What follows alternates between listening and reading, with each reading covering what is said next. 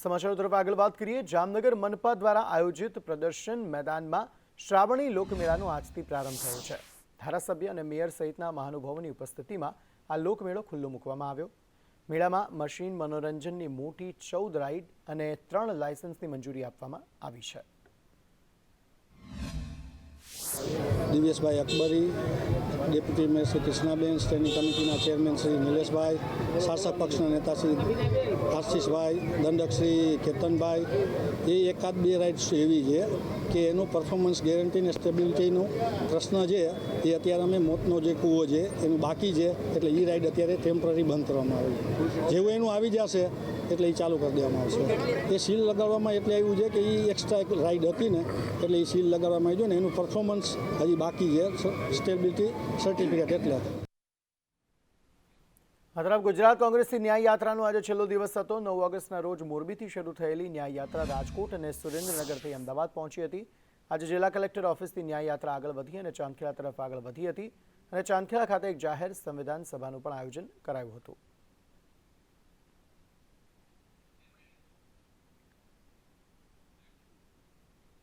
મોડાસા તાલુકામાં ભારે વરસાદથી જળબંબાકારની સ્થિતિ જોવા મળી। વરથુ મોતીપુરા વચ્ચેના રસ્તામાં પાણી ભરાઈ ગયા હતા। વરસાદી પાણી ભરાતા રસ્તો બંધ થઈ ગયો હતો અને રસ્તો બંધ થવાથી વરથુ મોતીપુરા અને ડઘાલિયામાં અસર પહોંચી હતી। જંબુસર, શણગાલ સહિત 10થી વધુ ગામોને અસર પહોંચી છે। પાણી ભરાતા વાહન ચાલકો પણ અટવાયા હતા। વેલાણીયા રસ્તાનું પાણી ખેતરોમાં ઘૂસ્યું હતું।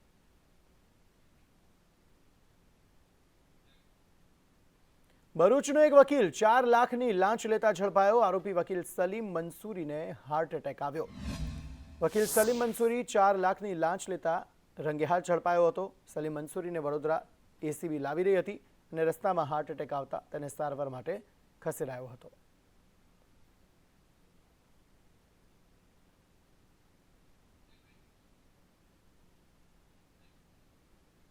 પંચમહાલના હાલોલના શિક્ષિકા 5 વર્ષથી ગેરહાજર છે, ત્યારે નવા તાજપુરાના શિક્ષિકા સેજલ પંડ્યા 5 વર્ષથી ગેરહાજર છે। શિક્ષિકા ગાંધીનગરના કમાન્ડ કંટ્રોલ સેન્ટરમાં નિયુક્ત છે। શિક્ષિકાની હાજરી અને પગાર તાજપુરા શાળામાંથી થઈ રહ્યો છે। 2019માં શિક્ષિકા માત્ર 3 મહિના માટે કમાન્ડ સેન્ટર પર મુકાયા હતા। 2022માં શિક્ષિકાને શાળામાં પરત ફરવાનો હુકમ પણ થયો હતો।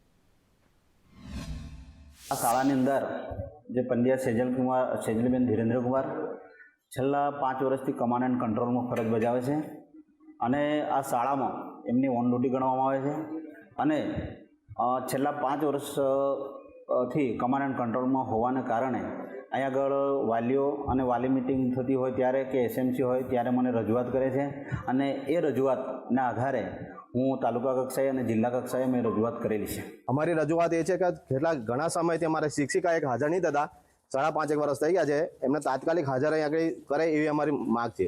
સેજલબેન પંડ્યા નામના જે શિક્ષિકા બેન હતા એ 5.5 થી 6 વર્ષથી લગભગ અહીં આગળ સ્કૂલમાં ભણાવવા માટે આવતા નથી અને અમને જાણવા મળ્યું છે કે એ કંઈક ગાંધીનગરના કમાન્ડ એન્ડ કંટ્રોલ વિદ્યા સમીક્ષા વિભાગની અંદર ફરજ બજાવે છે, પણ એમના ત્યાં ફરજ બજાવવાથી અહીંયા અમારા જે પ્રાથમિક શાળાના બાળકો છે એમનું શિક્ષણ બગડી રહ્યું છે। હાલોલ તાલુકાની તાજપુરા પ્રાથમિક શાળાની અંદર શિક્ષિકાબેન પંડ્યા સેજલ કુમારી છે, એ પ્રતિનિયુક્તિથી વિદ્યા સમીક્ષા કેન્દ્ર ખાતે ફરજ બજાવે છે।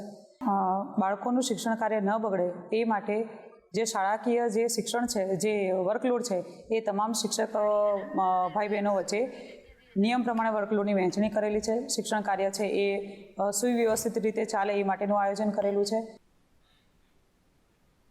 આ તરફ ઈડરમાં આંજણા પાટીદાર HKM આર્ટ્સ તેમજ PM પટેલ કોમર્સ કોલેજમાં કારોબારી સમિતિની ચૂંટણી યોજાવાની છે, જેને લઈ પૂર્વ કારોબારી સભ્ય ડોક્ટર હરીશ ગુર્જર અને સંસ્થાના પ્રમુખ પૃથ્વીરાજ પટેલ વચ્ચે પત્રિકા યુદ્ધ છેડાયું છે।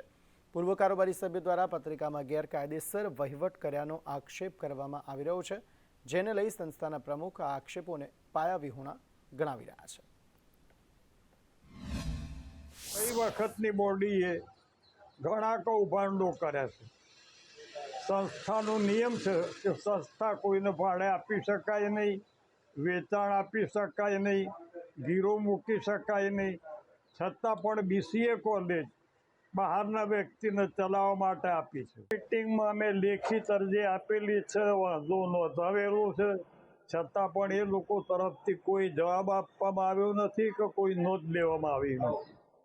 બંને જણા મનમાની આપખુદ સાહિત્ય સત્તા ચલાવે. સભાસદોમાં જાગૃતિ માટે મેં પત્રિકા લખી છે. અમે કોઈ ભાડા પટ્ટે કશું આપ્યું જ નથી અને તમારે જોવું હોય તો પણ અમે બતાવી શકીએ. આ પત્રિકા વાયરલ કરનાર પણ છેલ્લા 5 વર્ષ સુધી અમારી બધી તમે જુઓ તો અમે દરેકની અંદર એમની સહીઓથી માંડીને એમની મંજૂરી જ છે.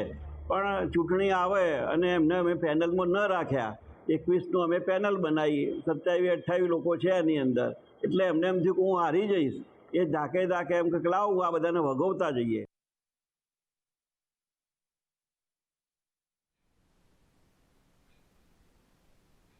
આ તરફ સુરતમાં શિક્ષણ સમિતિ દ્વારા નિર્ણય લેવામાં આવ્યો કે ગુલ્લીબાજ શિક્ષકો સામે હવે સમિતિ લાલ આંખ કરશે. અંસારી મોહમ્મદ આમિર મૂસા અને આરતી ચૌધરીને બરતરફ કરાયા છે. શિક્ષણ સમિતિ દ્વારા તપાસ કરતા શિક્ષકો ગેરહાજર હતા. અગાઉ પણ 2 શિક્ષકોને બરતરફ કરાયા હતા. શિક્ષણ સમિતિ દ્વારા આ કાર્યવાહી અને નિર્ણય લેવાયો છે.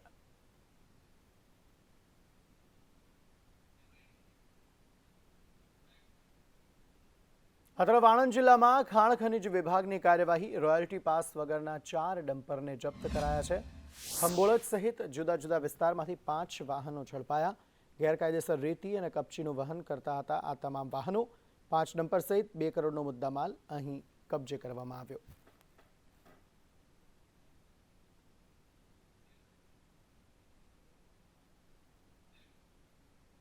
આ તરફ ભરૂચમાં એક વકીલ ₹4 લાખની લાંચ લેતા ઝડપાયો. વકીલ સલીમ મંસૂરી ₹4 લાખની લાંચ લેતા ઝડપાયો છે. ચુકાદો તરફેણમાં લાવવા માટે લાંચ માંગી હતી. ભરૂચ કોર્ટમાં એસીબી એ ટ્રેપ ગોઠવી હતી અને આ વકીલને ઝડપી લીધો હતો.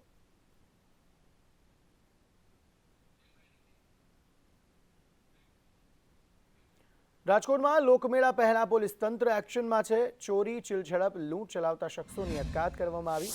અંદાજિત 100થી વધુ શખ્સોની અટકાયત કરાઈ છે. હિસ્ટ્રીના આધારે પોલીસે અટકાયતી પગલાં લીધા.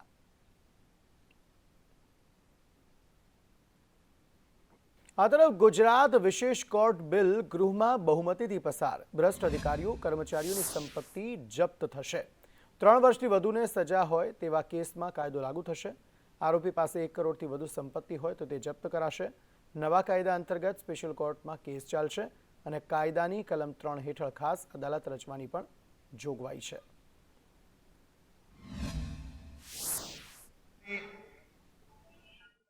બુટલેગર,